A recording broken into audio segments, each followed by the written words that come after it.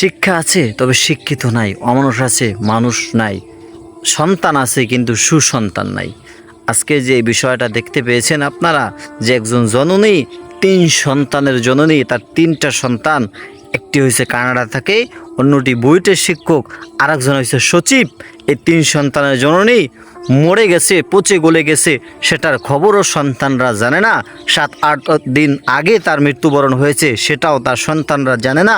এমনকি মায়ের জন্য সামান্যতম ওষুধটুকু কেনার টাকাটুকু দিত না, মাকে খাওন পরন দিত না। আমার যেটা মনে হচ্ছে, ওই জননী হয়তোবা না খেতে পেরে কষ্টে যন্ত্রণায় মৃত্যুবরণ করেছে। নাউজুবিল্লাহ। একবার ভেবে দেখেন যে আমার পিতামাতা আমাকে লালন পালন করে এতটুকু করেছে, আর সেই পিতামাতার জন্য যদি আমার দেহের রক্তটুকু, আমার প্রাণটুকু দিয়ে দিই, তারপরও তাদের ঋণ শোধ হয় না। এমন সন্তান যে পিতামাতার মৃত্যুবরণ করছে সেটাও জানে না। এটা হয়েছে কোরআনের শিক্ষা নাই, দ্বীনি শিক্ষা নাই, ইসলামের শিক্ষা নাই।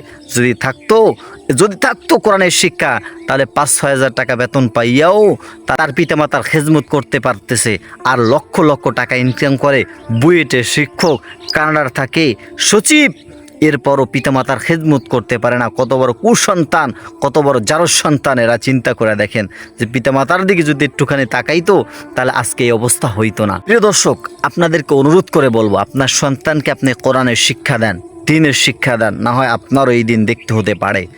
আপনার সন্তানকে আপনি সর্বোচ্চ প্রথম জীবনের শুরুটা ওর ছোট থেকে কোরআনের শিক্ষার উপরে চালনা করেন। এবার বড় হইলে আপনি বুয়েটে পড়ান, আপনি বিশ্ববিদ্যালয়ে পড়ান, আপনার যেখানে ইচ্ছা সেখানে পড়ান, তবে ওকে আগে কোরআনের শিক্ষা, সুশিক্ষা দেওয়ার পরে আপনি সব জায়গায় পড়াতে পারবেন। তার আগে পড়িয়েন না, তাহলে কিন্তু আপনারও খবর আছে ভাই।